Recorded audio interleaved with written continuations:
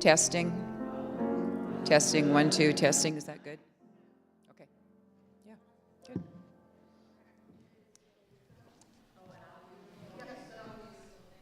It is so beautiful.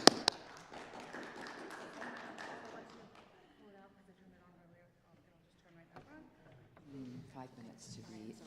Yeah, probably good idea.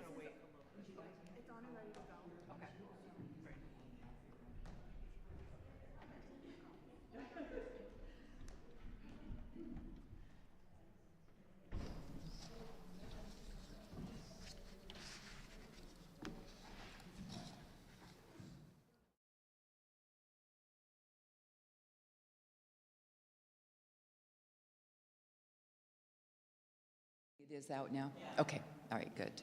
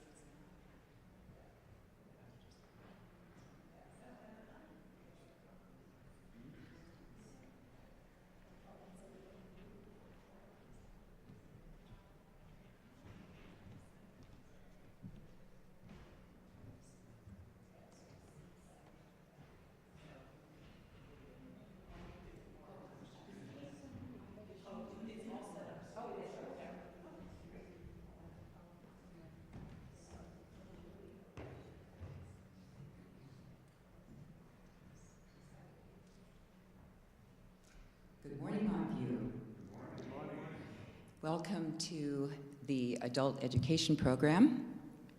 My name is Karen Cudaby, and I am a member of Montview's Earth Care team. You know, today is not only the first Sunday after Easter, it's also the first Sunday after Earth Day, which was celebrated on the 22nd. And each year at around this time, the Earth Care team comes up with programs that help us to support the care for creation, as it's sometimes called. And this year we're offering 3 programs. 2 of them happen to be today, and one of them is going to be next week at the same time. And these programs are going to be encouraging resilience, creative thinking and acting, and even joyful activism. That is our goal. Because if we focus on all the bad news that our Earth is going through right now, we shut down emotionally, physically, and that doesn't help anyone.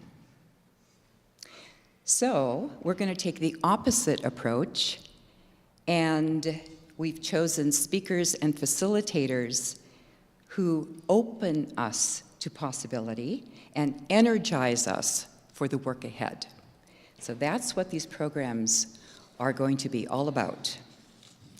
So let me start with next Sunday's program. It's going to be here at the Miller Center, and we are going to be accessing a TED Talk by Dr. Inanna Elizabeth Johnson. And I don't know if any of you have ever heard of her before, but I have to tell you that she is one of the most inspiring speakers I've ever heard on the whole issue of climate change. She herself is an oceanographer and a scientist.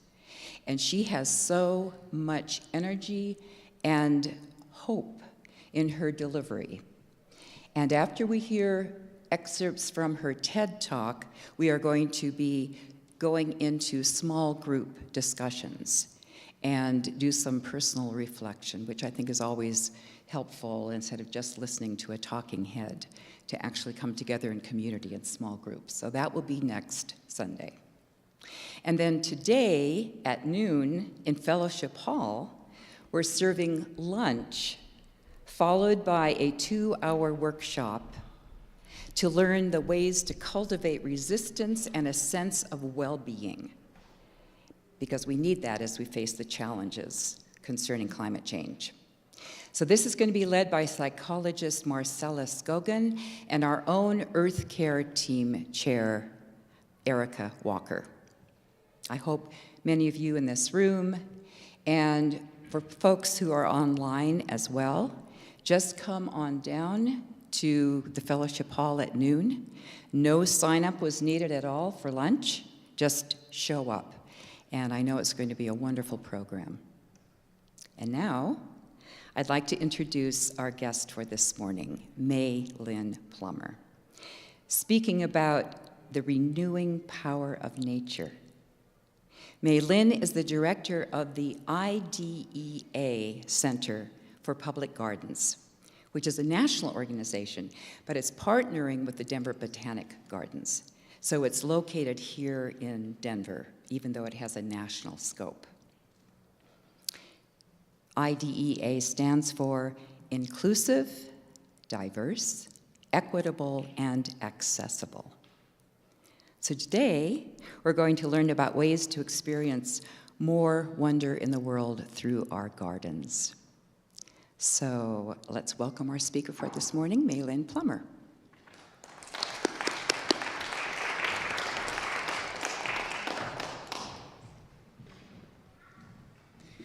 Hi, good morning. It's really, truly an honor to be here, and such a beautiful day. So, number one, thank you for being here, because I know the pull of a beautiful sunny day after a long, cold winter, and you probably want to be outside. I'm going to try to bring you as close as possible to that through photos and the stories and the experience and the work that I do. So again, thank you. for having me and for being here. I identify as a Chinese American Southerner. You can hear a little bit in my accent that I'm not from here. I'm from Charlotte, North Carolina, and that's where my journey in horticulture began, but also my former career in banking.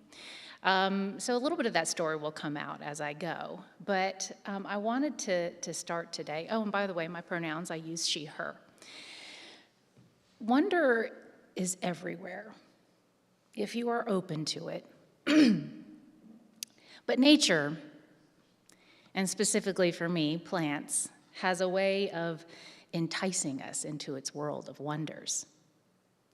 Public gardens, like Denver Botanic Gardens, are places often in our own backyards, close by, where we can access that wonder anytime they're open and without the fear of bears or snakes, because that fear is real for some folks going out into the wilds, right? But we also have a way of really elevating and making it, I think, even more wondrous through beauty and art, as well as through how we tell the stories and how we translate those wonders to our visitors.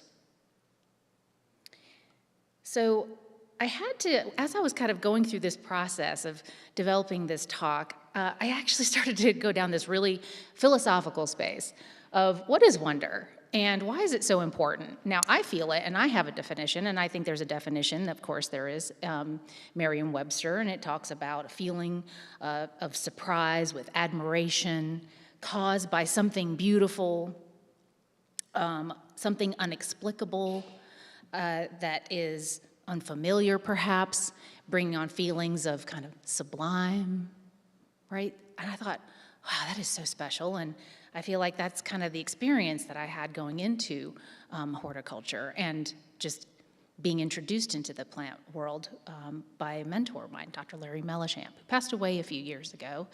But really, he's who I blame for leaving a perfectly lucrative career in finance and going into horticulture. But it changed the way I see the world.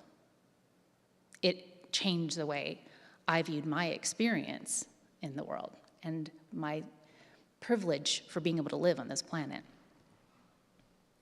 So the thing with wonder, I started asking friends of mine, like colleagues at work, friends, my boyfriend, partner. I was like, what is it about wonder? Why do you think it's so important that we have that ability to access it? And from my office mate, she said, well, you can experience it in all the different senses. You don't need to just experience it through one, but you can experience it through many. And I was like, oh my God, said through the words like perfectly accessible. But it's true. It's very true. Wonder is hopeful. I think that's what's so special about this time of year in spring. It is full of abundance, and it's showing us every day how abundant and how precious and how beautiful the space is, but also how renewing and regenerative and resilient nature is. I mean, we just had, 3 inches of snow or something like last weekend, and it was like right on top of all the blossoms and the tulips, and it just like nothing happened. They're still going. They're hugely adaptive and resilient in all these kinds of really amazing ways. So I find that really, really optimistic and hopeful, because aren't we very much like that? I think something else is that it's transformative. It transcends. It takes you out of sometimes what I call the smallness of being. We get really focused on the bills and what am I going to cook for dinner, or this person's annoying me, or I have to do this, I have to do that. And it takes us and it lifts up out of it. I think also in the times when we are experiencing pain, discomfort, it really has a way of uplifting you and kind of getting you outside of that and connecting with something bigger, something more wondrous. And I find that really, really special. It's very healing in that way, and I think that's my connection, is that gardening healed so much of my own troubles and traumas and triggers in life. I think there's also what I thought of, which was, well, it's hard to really be in a state of like hate and anger and be filled with wonder at the same time. To me, it transcends hate. It transcends all that negativity and the things of that destructiveness that we are very capable of. And so if you live in a space of wonder, delight, and joy, I don't think you really want to ruin it for anybody else, and you want to surround yourself and pass that on. And then I asked our head of volunteer, Tracy Volnica, I said, what is it about for you? And she's a mother of two. And she says, what's really important, I think, that to access that wonder, she's like, well, with my two young kids, she's like, I've just realized how far away I am from feeling wonder as I've gotten older, my distance from it, my experience of it. And so I get to re-experience it with my children. She goes, but I don't know, like as I got older, and I was like, oh my God, right? Like sometimes I kind of lose my sense of wonder because I feel like, I don't know, things just get desensitized and you start to fall into the darkness and you hear all the negativity and then you just start to lose and you get detached from that sense of wonder. And so the ability to access that is really, really critical. And I think now as we're kind of in a moment in time where there's just a lot of disruption, a lot of, I think, pain and discomfort and uncertainty, this is the time that we celebrate beauty and wonder and each other and kind of get out of those kind of spaces, but reconnect with it. And I think doing that with children, and because we are at Denver Botanic Gardens, an educational center as well, we have flocks of children like every day coming through, and to see them and their excitement and their joy and their laughter, it really is helpful and it really is rejuvenating. So if you have an opportunity to do that, I recommend it. So what I thought was really funny, so back when he was about 4 years old, he's 9 now, I can't believe it, we took a road trip. And I asked him, show me your happy plant face. And he gave me this big, huge smile. Now, what I thought was interesting is the first picture with the clivia, we were just walking down a street trying to go to dinner. We weren't in a garden. This was like in the sidewalk, and it wasn't even really that pretty of one. And here was this clivia growing, and he dragged all of us over there. He wanted to sit there and look and stare and just study this. This had no influence for me at this point. He was fascinated by rocks. He was always carrying a stick in his hand, and he would stop at every flower and watch bees and watch insects and watch ants. And I got to witness this, and I just thought, oh my God, this is just so joyful. But the happiness that he displayed at just, show me your happy plant face, and he got it. This is my partner with the very same look on his face. And this is a peony from last year, last spring, which, by the way, are starting to bloom at the garden, so you should definitely come check them out. But yeah, right? Like this same look of joy. I didn't ask him to. He was like, take a picture of me with this peony. I was like, oh, sure, of course. And that joy is something we should connect with more often. Because you can't, again, right, experiencing that deep joy and all the other things at the same time. One displaces the other, and I'd say one is more powerful than the other. Often we think of places or phenomenons when we think about wonder. What are some places that come to mind, or some things or experiences you think of? Grand Canyon is the first thing, right? Anything else? The ocean, water. The sun rising. Big phenomenon, right? And absolutely, because I think about the Rocky Mountains. Every time I'm coming off of, Aurora from H Mart and coming into the city, and it's got the most beautiful view of the mountains, I'm just in awe. It's absolutely magnificent. But I've also noticed that we often feel this, and I think that this happens in many cultures, is that we feel that around trees. This is the angel oak tree just outside of Charleston, South Carolina. I highly recommend a visit to this magnificent, wondrous specimen of a live oak tree. It is estimated to be about 400 years old. Its circumference is around, not too impressive, right? Maybe 25 and a half feet, about 65 feet tall. But its canopy and shading area is about 17,000 square feet. It's impressive, isn't it? I think about the massive baobab trees, and this one was at Fairchild Botanic Gardens in Miami. Now, this is not by any means the largest of these specimens. The largest is something like 108 feet circumference. But still, being able to access this and being able to just, I don't know, show it some love and hug a tree, that should definitely be a thing as often as you possibly can. I highly recommend it.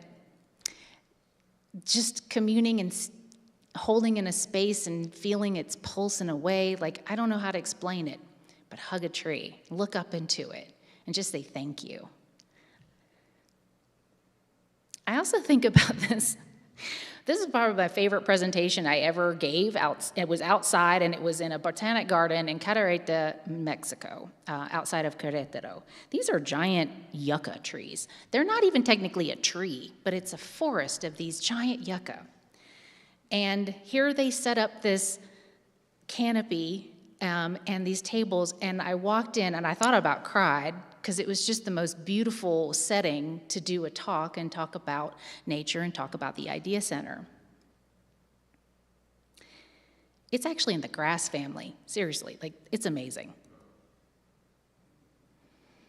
Desert Botanic Garden is one of the most fabulous gardens. If you haven't been there in Phoenix, Arizona, highly recommend it, because you're going to be looking up into massive, like saguaro, but also other carden, cacti. These are incredible, and I go, these exist in a really harsh, dry, arid environment, yet there's so much life surrounding them. I watched birds, I watched all manner of creatures in a desert setting, in an arid setting. But just look how this organ pipe cactus was just splayed out everywhere. I couldn't help but try to actually be like it. But what really threw me over and had me walk from a almost 20-year career in corporate finance was the relationship of plants in the context in its environment, its relationship to fungi, its relationship to other insects, and the extraordinary details. I took a class. I started as a volunteer, and I decided to take a native plant course or class through the Botanic Garden, UNC Charlotte Botanical Garden. If you're ever there, highly recommend it. And the botanist, which is Dr. Larry Mellichamp, we just called him Dr. M, he said plants have a strategy. And I felt this most incredible, like almost Zen awakening, like a clap, like my whole order of who I am and how I exist and how I see the world flipped and completely changed. And so I hope to share a little bit of that wonder with you that I experienced through his teaching. Now, y'all know some Victoria lilies or giant Amazon lilies. We have them at Denver Botanic Garden. They don't get as big as this because we've got a shorter growing season, but we do have them, and they're still really quite large. But here at Longwood Gardens in Kennett Square, Pennsylvania, just outside of Philly, I was very privileged to have an experience to work in a leadership program there that they have. And so me and my friend Barbara Wheeler, who was also in the program, we got the chance to meet a legend water lily expert, Tim Jennings. And he took one of these out of the water. They have to thin them out every once in a while if they start to fall apart or whatnot, but they were pruning them and cutting them back. And it was incredible. Now, the underside is what is really captivating to me. It's not just the color and the shape and the symmetry, but there's these little jagged points on them, and it goes all across the bottom and all the way up the side. And I was like, why does it do that? Predation. They don't want other creatures eating them in the Amazon, along the river, and in the areas that they grow. So this is a defense mechanism from a plant. Now, the other thing that really caught my attention, so this is still an example of something that's pretty wondrous, and you see it, and it's pretty big, right? I'm getting a little bit smaller, a little granular now. Have you ever wondered, why do plants have the shapes and size and scale, especially in the flowers? Why do flowers have the colors that they do, and why are they shaped the way they are shaped? has a lot to do with pollination and coevolution with insects and its surroundings. So flowers that tend to have like a more saucer shape are very much there to attract more things like beetles and non-hovering insects, right? And that can go from being a small little geranium, like in the upper left-hand corner, to a massive magnolia blossom, right? Southern magnolia blossoms can get absolutely huge. But they attract beetles. And that whole ability for a beetle to kind of get in there and move around and trigger all of the little pollen to drop all over it, but it's also really close to the stigma and the pistil, right, where the pollination occurs. It's all right there within proximity. There's the daylily, and it's very different shape to, of course, our beloved state flower, the columbine. Now, the columbine has what we all see of these really long nectar spurs, and that's what they are.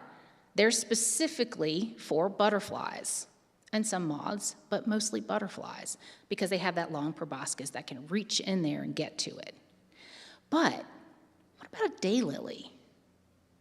What is it? Why is its shape? What is it? What's the payoff here, right? Because pollination is a payoff process. It's a plant completely manipulating the situation. It's like, I'm going to give you some sweet juice here, but in return, you're going to be moving pollen, and we're going to engage in, I hope this isn't too racy, but in a three-way with other plants, with this other external party helping us out, right? Because plants can't move. So the butterfly still has to reach the nectar, which is at the very base, and its wings are what brush up against those wonderful stamen right there that are kind of curved up and inward and positioned perfectly to get all of those pollen all over its wings. And then it goes to the next daylily. And now you see the female structure is that really long one that just doesn't match with everyone else. That's actually the female pistil with the stigma on top. And that's where the pollen needs to get to. And so when a butterfly comes swooping in on the next daylily, that pollen dusts right over there. But even more spectacular, why is it sticking so much farther out even than the rest of the stamen? Couldn't it just be with everything else? Well, because nature knows that inbreeding is also not good. It's trying to keep its female part away from its own pollen so it doesn't self-fertilize. It's a mechanism. And then, of course, there are our beloved bees and bumblebees. The shapes of the flowers tend to be more tubular, and often you find kind of like that snapdragon-type shape, and you kind of go, well, how is anything supposed to get in there? Well, you got to be heavy enough to pull that lower lip down. Get yourself in there and get to that nectar, and meanwhile, you're getting all kinds of pollen all over you. It's really, really extraordinary. Now, I've also seen where some bees have become kind of smart and they go sideways and they pinch a hole through the tube to get to that nectar. But more often than not, they're going deep dive head first. And I swear, like, one of my favorite hobbies is looking for little bee feet sticking out of plants. It's the cutest thing you've ever seen. The colors also matter. Honeysuckle. Now, I miss the smell of honeysuckles. They're just amazing and sweet and wonderful. But have you ever noticed they have two colors, yellow and then white? White. Well, what happens is once it's been pollinated, it changes colors. The colors change. So now it's not attracting and wasting energy, right? So the yellow is when it's first come out. Once it's pollinated or once it's actually, right, been fertilized, then it turns white as it ages. Now it's going to attract only those that go to the color yellow. And so insects do have a range of color and sensory and what they are able to see. Highly recommend Googling what insects see in the color. It's amazing. Things like flowers end up looking kind of like little bullseyes, right? And they also see certain colors and they can sense that. But isn't that a magnificent little strategy on the plant's part? Water lilies. This was taken in the water lily garden at Denver Botanic Gardens, and I just happened to catch a bee coming in for a landing, because what else is going to pollinate a flower floating out in the middle of water? It's going to have to be a bee, but also it makes sense, but it's also just a beautiful thing to see, and I just really like the color of this. Now, here's where things get really, really interesting with plants. Orchids are some of the most fascinating organisms with a strategy for pollination. Now, this is a bucket orchid that grows in a native range, Mexico, Central America, so very much the tropical, subtropical regions. And this is a specific orchid bee. Now, what you can see is those little two white projectiles, and it drips a nectar into that bucket. That nectar is really attractive to this specific bee because it has a scent that will attract the female of this species of bee. So here's the thing. Once it goes in there and it gets to that nectar in the bottom of this bucket, it's really slippery. It can't crawl out. It has to crawl out through a little hole on the side, the only way out. And when it goes through there, that's when the orchid has these two pollen sacs that deposit it on its back on its way out. And then the bee, it counts on the bee actually repeating the same mistake more than once. And, we find that happens a lot.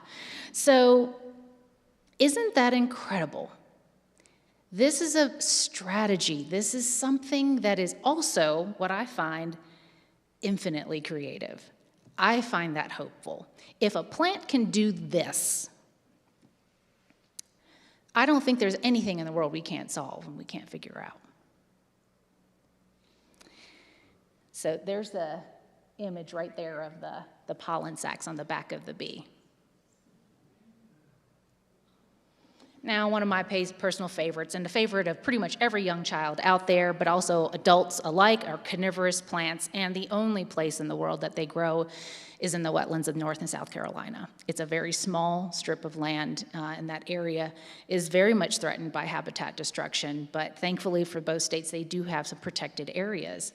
But they will grow out there in the wild, and it is truly wild to walk amongst kind of a pine savanna in the wetlands, and it's not wet on the ground. It does get wet, but it drains, and you see, if you look closely, you'll see just entire clumps of the little Venus flytraps. Now, what I think is really incredible about this, and I used to teach education classes to children at the Botanic Gardens there, is that you can see that there are these three, if you look closely, you see a little triad of these little red hairs on the inside. Those are the trigger hairs, and that's how it knows when to close. Not if you tickle it once, not if you tickle it twice. It requires 3. 3 tickles of the hair, and then you see it go whoop, and it closes very quickly. That is amazing to me. Now, also the fact that we have an evolution of plants that grow in really nutrient-poor soil. Remember I mentioned it was very sandy soil, very wet, heavy rains, but it drains very quickly. So there's not a lot of nutrients actually held in the soil, so these plants had to adapt in order to survive. And they have the kind of claw shape, the bare claws, the Venus flytrap. You have pitcher plants, which is kind of like, falling into a pit. You have sundews, which are like little sticky, and it just acts like fly paper. I wonder where we got inspired by fly paper. Pretty sure it was the sundew. So that they can get the nutrients that they need. So I think what is really special here when I look at all of these different strategies, and there are many more. This is just a little glimpse. I don't see that we're that different from plants in our own creativity. I see the tree where I have my roots grounded into the soil that anchors me and holds me in a tough storm. When things get difficult, we anchor down, but we're still reaching for the sky. And the sun is always there, and we're ready for it. I look at ants that are constantly building and rebuilding. And every time I look at an ant, I think of like my weekly house cleaning chores. My God, I'm always cleaning. Why does this never end? But I look at the little hardy ant, and I'm inspired by its ability to build and rebuild. All of these things require a little sunshine, some water, some nutrition to thrive. And I think that's what really got me thinking and got me really inspired to be in this world of plants and nature, which is they want to thrive. That is innate. Somehow, through life, we tend to forget that. We find ourselves eking along, doing our best. And I think sometimes we get caught in moments in life where we don't feel like we're thriving very much. But I get inspired by plants and I go, well, all they want is to thrive. What is it that I'm missing? Do I need some water? Do I need some sunshine? Do I need some good food? And am I in the right place? Maybe I need to just be transplanted. Maybe I need to go someplace that has more water or has more sun, or I'm close to an ocean, right? And so I think that this is the way in which we can connect and why it's important that we have these.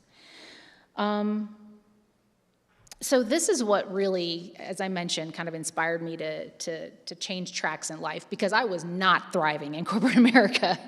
And I'm not saying all corporate America is bad. I don't mean that at all, because I met some of the most dear friends and people in my life. And I think there are many corporations out there that are actually wanting to have profit and do good.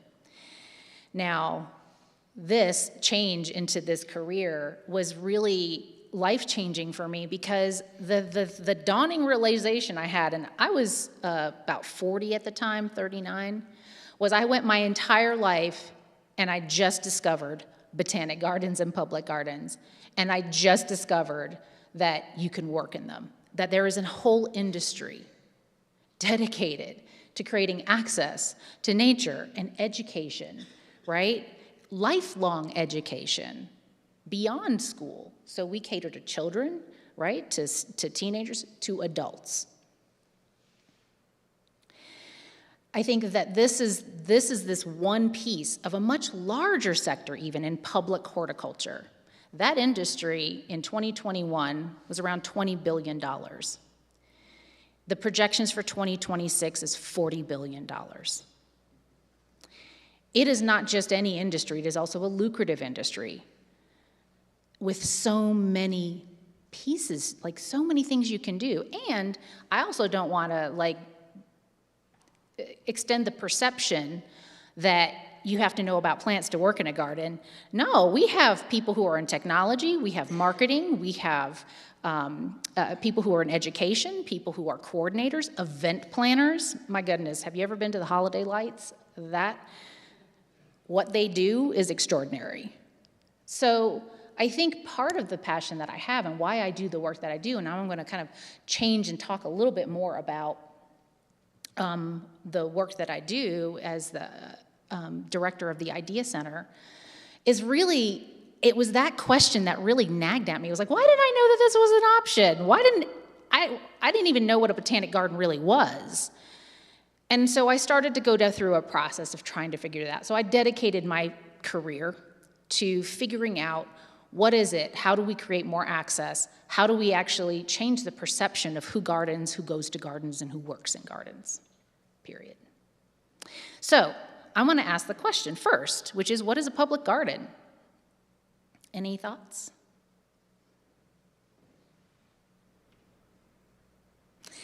Well, public gardens is a really broad term, first of all. They include botanic gardens, which tend to focus on collections of certain plants, as well as education and science and research. It's kind of like the trifecta of what a botanic garden is. But you also have pleasure gardens. You also have those that do research and propagation and creating new types of plants. You have the education, and this is a botanist who was teaching future horticulturists in Royal Botanic Garden, Edinburgh. But again, it's this lifelong learning place, right? So there are some organizations that are very much focused on education. There are some that do a lot of work with the community, with volunteers, to really improve conditions, water quality, air quality. And as I mentioned, collections. They hold a lot of rhododendrons. The most rhododendrons outside of China, which is its native region, is in Scotland. And you would know that, but if you go to Royal Botanic Gardens, Edinburgh, you will see, especially in spring, my goodness, it's impressive. But also art. Creativity and art go hand in hand with the natural world. And they hit us, I think, on an emotional level as well. It's a place to celebrate life in its different passings, right? Rituals, whether it's a celebration of life or a wedding, or we've seen so many quinceañera photos at the Botanic Gardens, graduation photos. There's something, it's a beautiful place, but we see people go there not necessarily for the plants, but to be with it. And what is it that makes us do that, right? I feel like that's just a really incredible thing. The displays that we can do, like plants itself become the art medium, right? How you create patterns and how you design with them. Pleasure gardens, this is Chanticleer Gardens in Wayne, Pennsylvania, which I highly recommend. It's one of the best gardens I've ever been to, but it's all about pleasure and beauty, and it's like the most romantic thing you've ever seen and experienced. And this is a gin collaboration between a garden and the junipers that they grew in a collaboration with a local business. There's an economic and a business side to what we do. So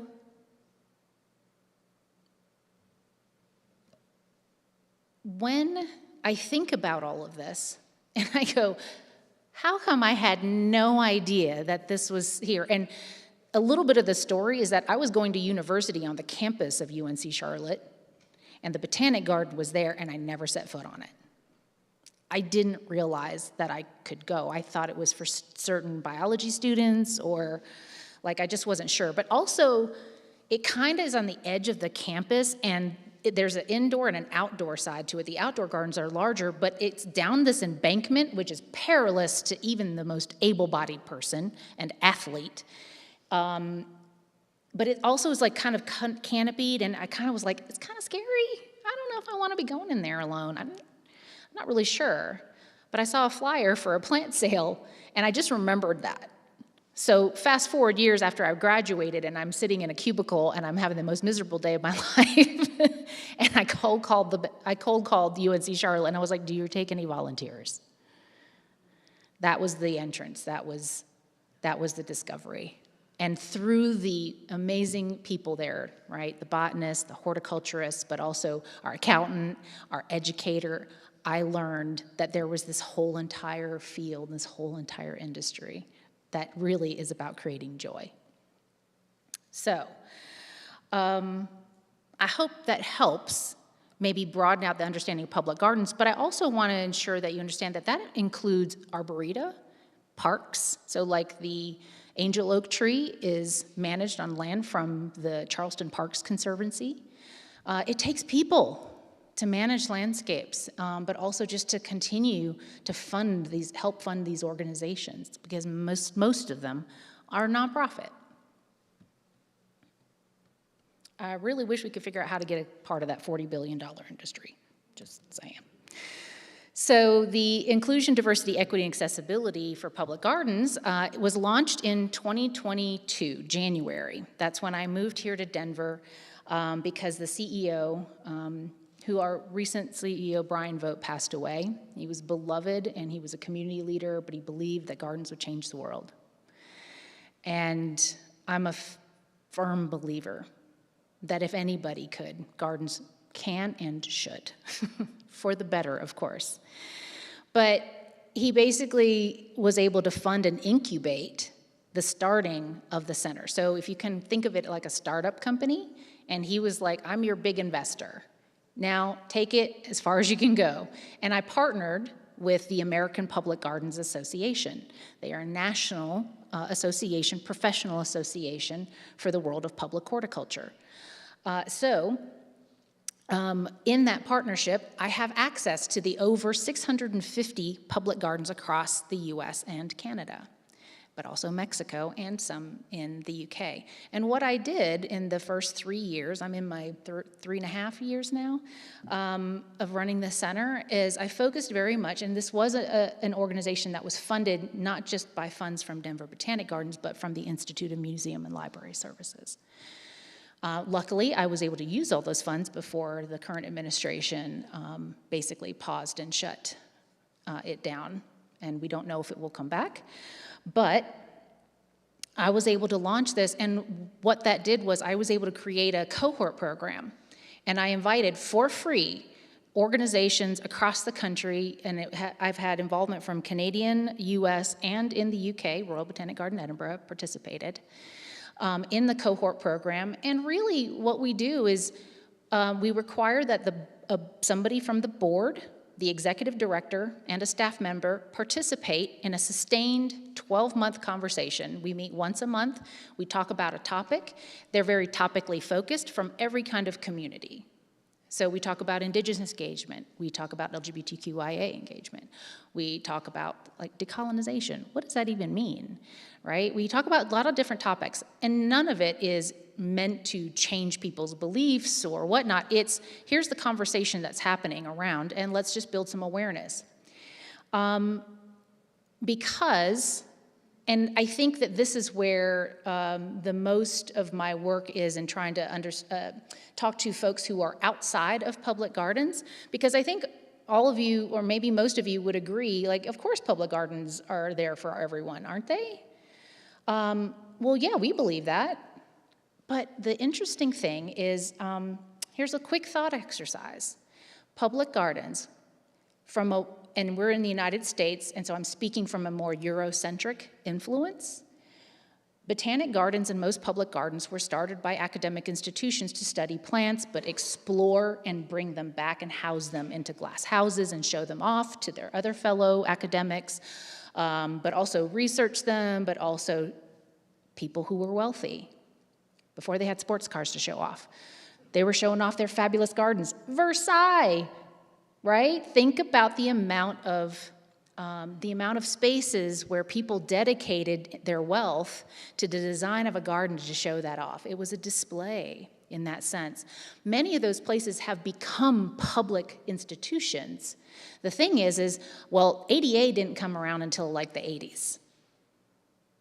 So understanding and viewing people with disabilities as not lesser than, but also a part of our community. They represent a large percentage of our community, and any one of us could become disabled at any point in time, and some of us are born with it. And there's nothing wrong with that. This is the world and the reality you face, but we didn't talk about disability in that way back then, right? So there's just things that we don't know. And you know, at the beginning when I talked about my pronouns being she, her, a lot of folks are just like, I don't understand it. That just means multiple people.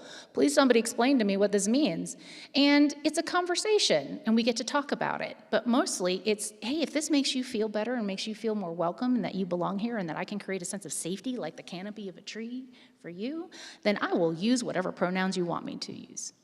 Right? So we have these conversations. You can still hold your identity, your beliefs, and what they are, but it's just really about expanding what we don't know. And as a public institution, and as people who serve the public, we are obligated to understand our communities better and find ways to connect with them and to show that they are welcome and that they belong in our spaces. And that takes conversation, awareness. But it also takes understanding what does change look like. So I approach this work very much from a change management. That was my experience when I was in corporate. I was a change manager and a project manager. So I look at a lot of this disruption sometimes and this change, the pain that people are kind of going through with changes in society, but changes that are happening right in front of us. There's a discomfort there and uncertainty, and we all struggle with that in some way. How do we navigate that? How do we lead better into change? So this is a lot of the work. In addition to the cohort program, I've done a lot of webinars for the association, but also I have funded scholarships to attend our national conference, internships across the country to help diversify employment opportunities in the communities where they reside. And I've been able to partner with other extraordinary leaders and other extraordinary institutions to help incubate other small grassroots organizations that are doing plant-centered work, but who are not usually able or have access to the type of funding. They're smaller type of organizations, so we've helped them along as well. And I think that this really falls in line with, you know, the beliefs and the values of Denver Botanic Gardens in transformation and diversity, and that, again, that belief that gardens can help change the world for the better.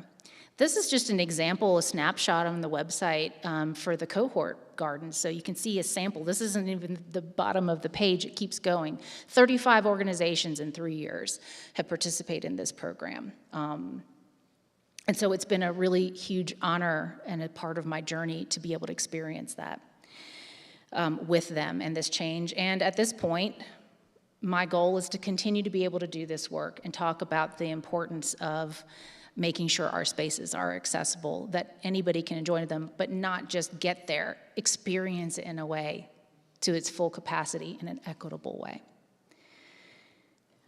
So this presentation, while I'm so delighted to meet you all and help answer your questions, I have to dedicate this to Dr. Larry Mellichamp on the left with the Venus flytraps on his t-shirt. I still have not been able to find that t-shirt, so I'd love to get one. His passion in educating hundreds and hundreds of students over his over 40-year career, him never, ever pushing me away when I was like, Dr. I have a question. He would stop whatever he was doing and answer. There was no student he turned away. And then Brian Vogt, who recently passed, our CEO of Denver Botanic Gardens, who was the reason why I moved here, but he was an inspirational leader. He was my biggest champion, advocate, and just the most positive person you could hope to ever meet. And his impact in Denver, not just through the gardens, but his experience in economic development here was really transformative. So I hope that I have done justice to their message and to their spirit and just to you all, and I hope this means that wherever you go, wherever you travel, you will find a garden or a space to connect with nature, and maybe ask those little curious questions of the little plants. Thank you.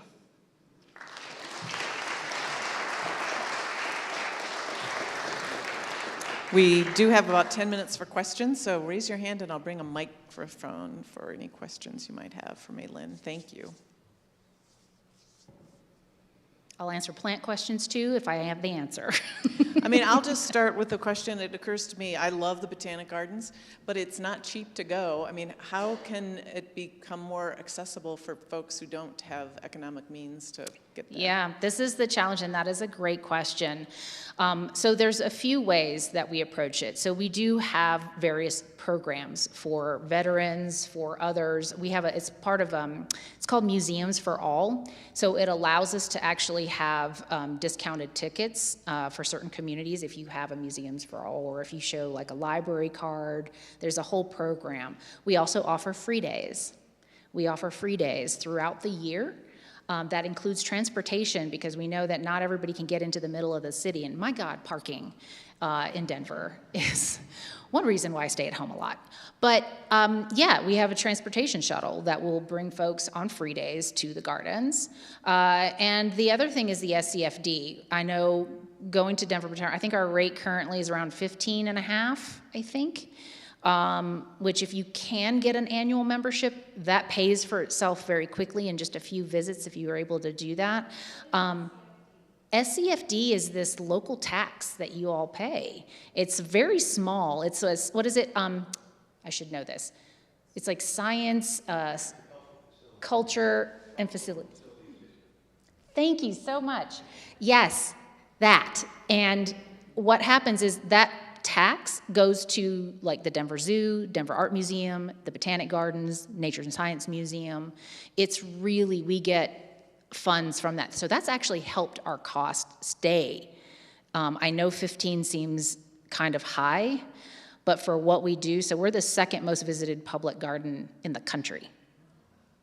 Y'all should be really proud about Denver Botanic Gardens. We get about 1.3 million visitors a year. The largest is Longwood Gardens at around 400 acres, and they get just a little bit more visitation than we do. Please use the mic. Sorry.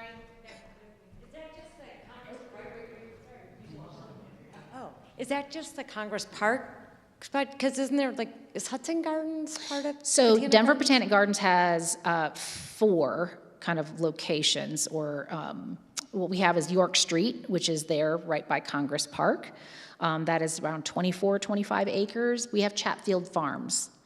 That visitation includes Chatfield Farms, which is 750 acres, but that is a working farm and a CSA, so we provide, produce, eggs, all the things, but also pumpkin festival, lavender festival, corn maze in the fall.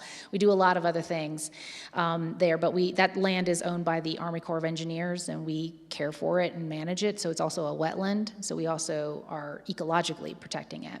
We also have Mount Goliath up in the Rockies. It's the highest, might be the highest garden in the country as far as elevation wise. It's small, protected, but it's plants that are growing in those kind of extreme high weather altitudes. We have the Plains Conservation Center, which goes east and out into the plains, and so it's more of the kind of prairie type of habitat and very much education wise on the prairie. So those are the kind of locations, and that number is reflected of all of our sites. But majority of them is visiting at York Street. The public parks, like Wash Park, all these parks, is that part of, I mean, I guess those are public. You know, it's so frustrating. I live right by Lindsley Park, which is not far from here, and it never looks nice. You go to all these other parks, and they look so pretty and well-tended. Right. So those are different because they're under the municipality, right? So those are part of your city and state funding and management, whereas Denver Botanic Gardens is a separate entity, nonprofit, 501c3. But it doesn't mean that we don't often either have collaboration or partnerships, because we certainly have in different ways. But as far as like the visitation and the management, it is specifically Denver Botanic Gardens and those 4 sites that I mentioned. Yeah. Any other questions?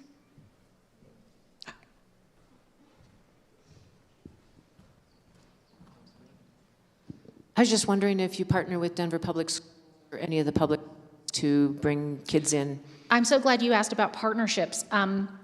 Denver Botanic Gardens, we have almost over 200 community partnerships, and that includes schools and universities. So we do host school days and field trips and classes and all sorts of programs through our education department, specifically with the kindergarten and middle school age, but also we have partnerships with CU, Denver College or University, internships. We have, I think, also a partnership so Denver Botanic Gardens is really interesting. It's not just a local garden here. Our impact is global. So we also have kind of, in addition to the Idea Center, which is one organization, we have Oh Wow, which is One World, One Water. It's a partnership with CU as well. I think it's CU, on water conservation. We also have what we call the Global Center for Global Initiatives, and it's about horticulture and plant collaborations around the world. Our impact, and of course then there's the Idea Center.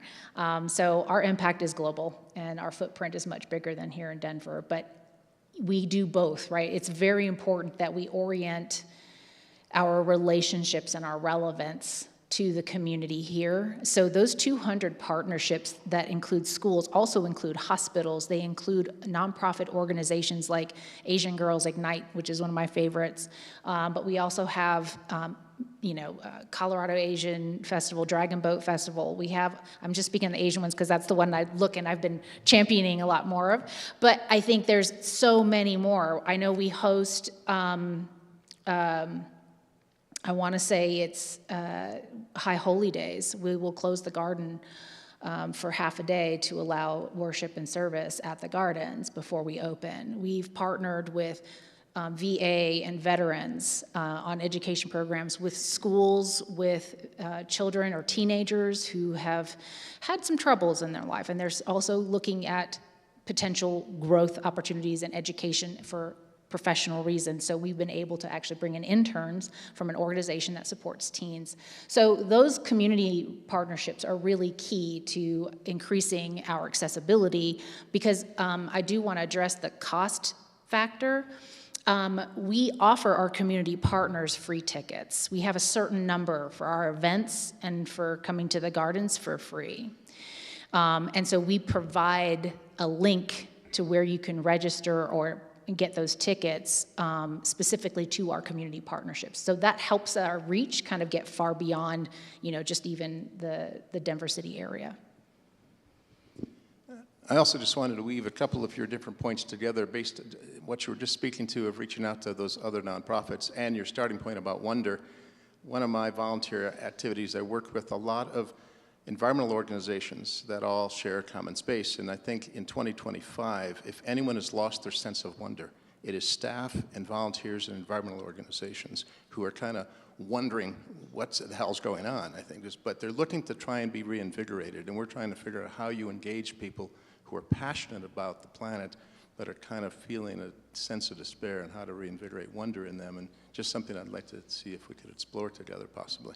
Yeah, no, I'd love to have that conversation. We also have a wonderful associate director of volunteer engagement, and that conversation, right? I think it's, and we have something like 2,000 volunteers because we have events. It's not just in the garden, right? It's across so many things that we do.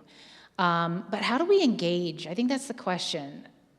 Because I think it's volunteers, it's the community, and it's those, and I think gardens are a great way because one of the things that we're trying to do is empower you to create your own, even if it's a pot on your front stoop in your apartment, if it's something you can do in your small backyard, or if you have more land, or perhaps you're a teacher, or perhaps you are a place that has, this church is sitting on land, so you have an influence and you can contribute. I feel like celebrating the wonder, celebrating each other, encouraging people on is the key to that despair, because joy is an act of resistance.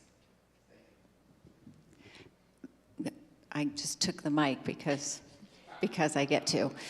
Mae Lin, thank you so much. I'm one of the pastors here, and I want to thank you for this extraordinary presentation, so inspiring. But also I want to thank the gardens for fostering, facilitating, being so gracious in your hospitality for those of us who are religious professionals.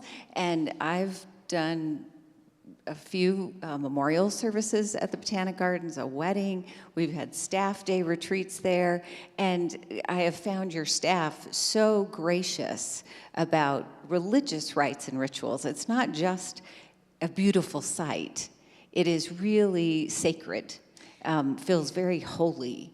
And so thank you for letting us be a partner in what you do and your mission. Yeah, that's an example, right, of our community partnerships. It's exactly this, and we offer space. But I think what you're speaking to is something that wasn't always there.